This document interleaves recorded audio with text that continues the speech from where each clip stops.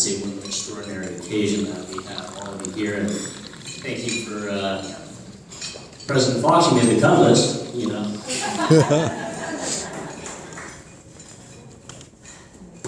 A memorial only fitting for a man like Bill Tilley. And it really almost is as if he threw this party himself. But we have my sister to thank for that, so I thank her very much for organizing this. It really is an appreciated. That's cool. Reception and a celebration of his life in only a way that he would really like us to celebrate.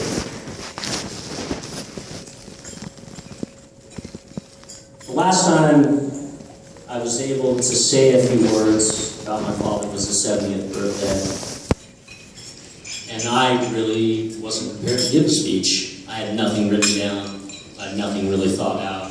I thought that he would have just taken the show usually like he always had. And I resorted to some hackneyed line like, oh, well, we can't believe that Bill Tilley really made it to 7 years old. Oh my God, that's all we ever did. Thanks.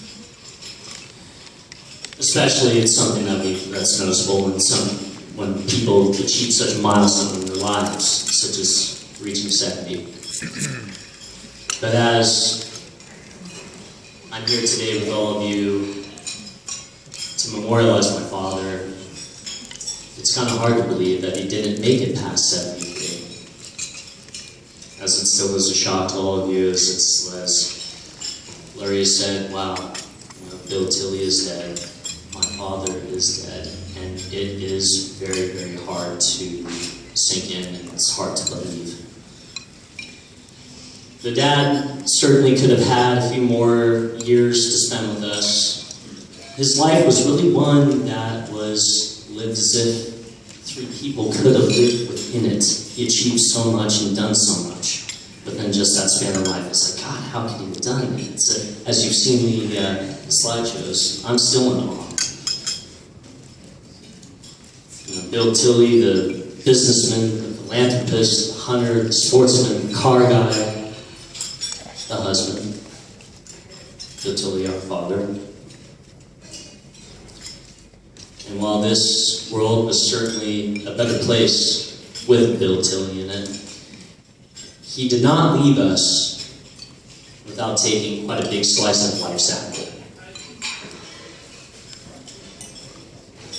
Dad was a big fish, and many of you may have seen that movie where a son is sitting by trying to get to know his father as he's dying on his bedside and as he's reliving his stories and his myths and his fantasies and all extraordinary things that he went throughout his life, never really believing him until at the last moment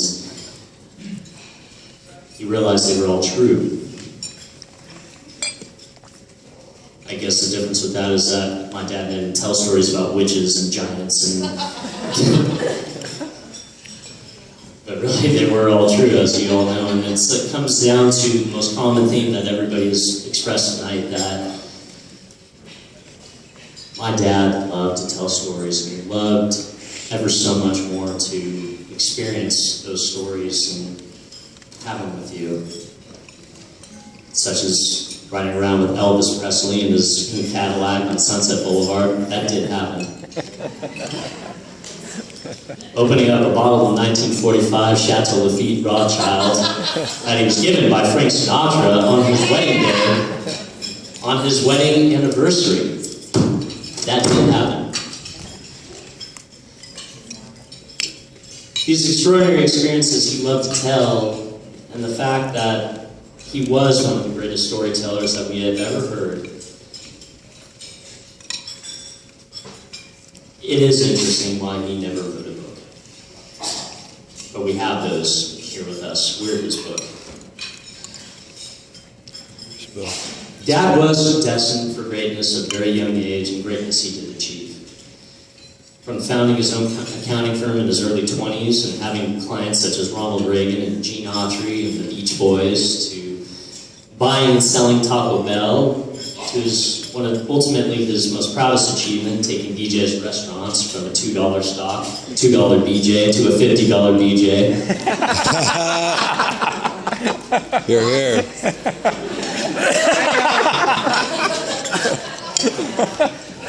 But often, he could be very difficult and extraordinarily selfish at many times in pursuing his own life enrichment. But he still managed to have a beautiful, strong, and caring wife, ambitious, down-to-earth children who never felt entitled to anything that he was able to provide to us. And we really don't remember him for these extraordinary accomplishments, surprisingly. People in life will not remember us and revere us for what we accomplished. They remember us for what they experienced with us while we were accomplishing them. I remember when my dad took me to Asia when I was 8 years old. I remember when he took me hunting to Tanzania and I shot a leopard and we were almost killed by lions. That is a true story. I remember when he took me to my first baseball game at Dodger Stadium and a guy dropped his beaver in a pisser and pissed all over it and everybody laughed in the men's room. I remember when he took me to my first USC game and I immediately decided that I wanted to go to my dad's alma mater. I was 8 years old.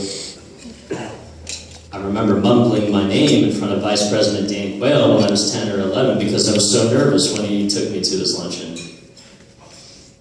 I remember how my dad taught my friends how to fish, how we went on to the Scarab and he'd take us for boat rides to Catalina and fishing trips to San Clemente. I remember he gave me my first Playboy. He gave it to you? With him and Nicole Smith on the cover, and he laughed so much because he said, wow, this looks so much like your mother.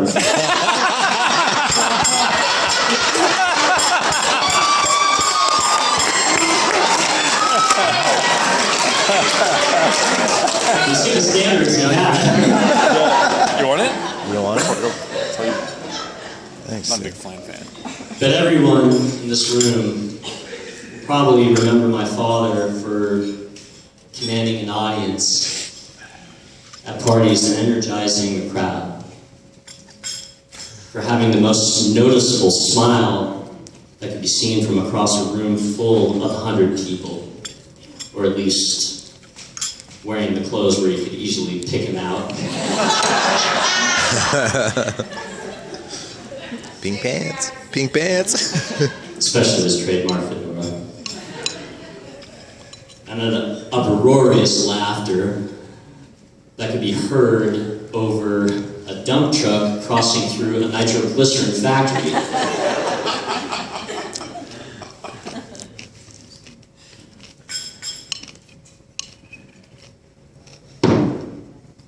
I ended my last speech to my dad on his 70th birthday saying, "Dad, I love you, and I am, and always will be, your biggest fan." Many of you know the years following my dad's birthday were peppered with extreme highs and lows, and the last few weeks were definitely not the way that we would wish to remember them. They extremely were difficult, and he departed life on this dark side of the moon, but he did leave in the place where he loved the absolute most, with the dog that he hunted with best. And I will end this speech the same way that I ended the last one. Dad, I love you. I am, and I always will be, your biggest fan. And I will miss you.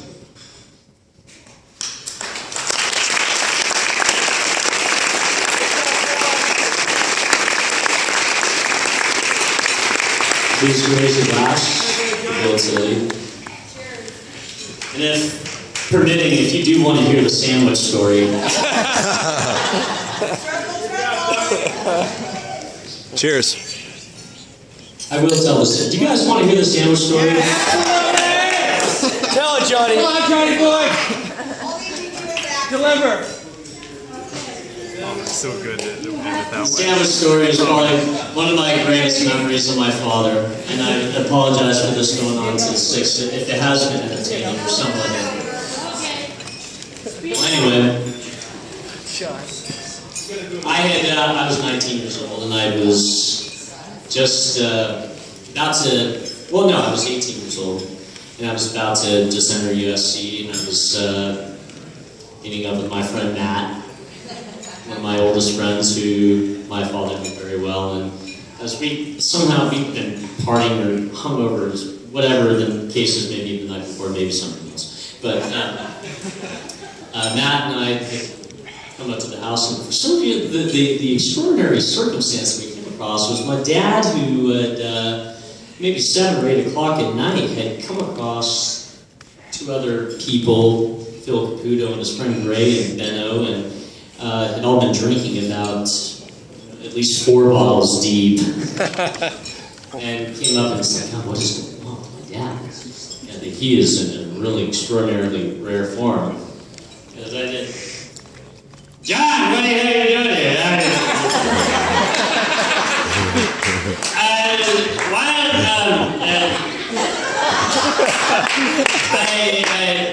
I want you to go down.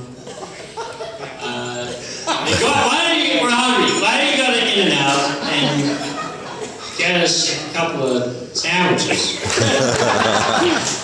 Okay, Dad, we'll let you know. What do you want? It was like, triple.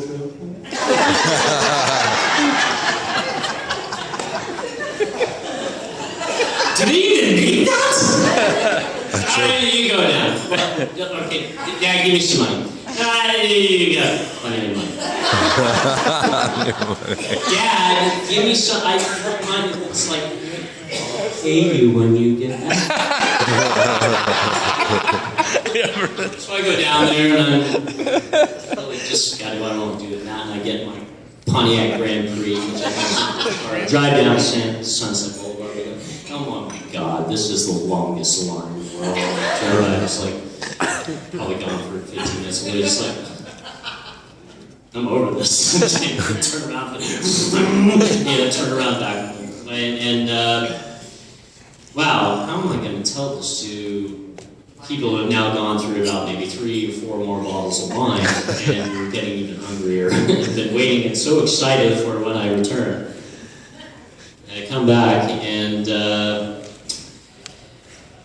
it's like, John, where's the food? Where are the sandwiches? Dad, I've been waiting there for at least an hour. I swear to God, if I was in that line, I didn't get the sandwiches. John, where are the sandwiches? I didn't get them, Dad. I'm sorry. Call somebody else.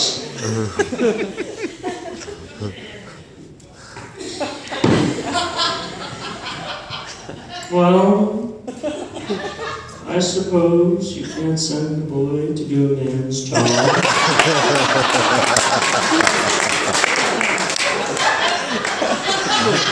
Oh shit! I exited it at that moment. Thinking everything had probably been forgotten, because he was talking a lot of shit on me. It's like, when I give him a job and you go to USC and I get the meal and you get it. It's like Bill Cosby. Extraordinarily pissed off. How would you feel? Yeah, now, as I'm older, I can understand.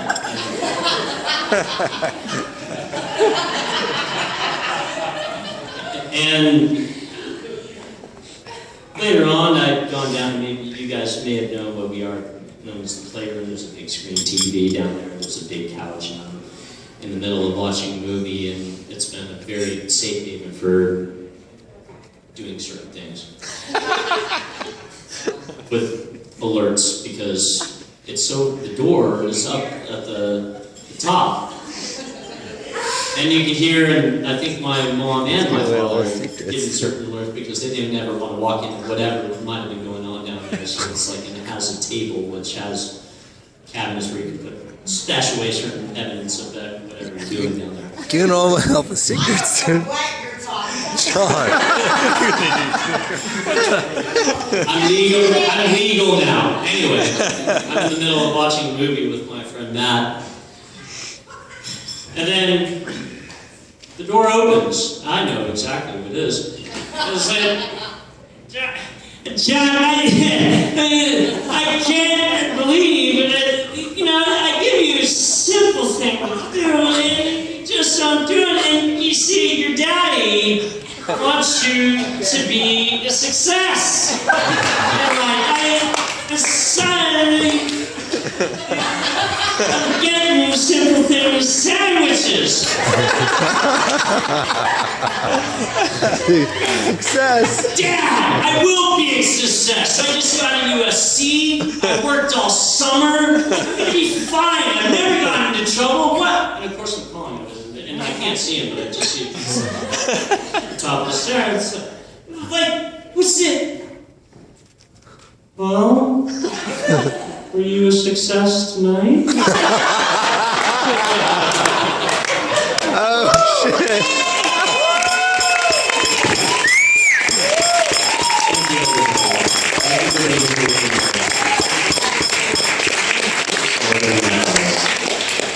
Here, here.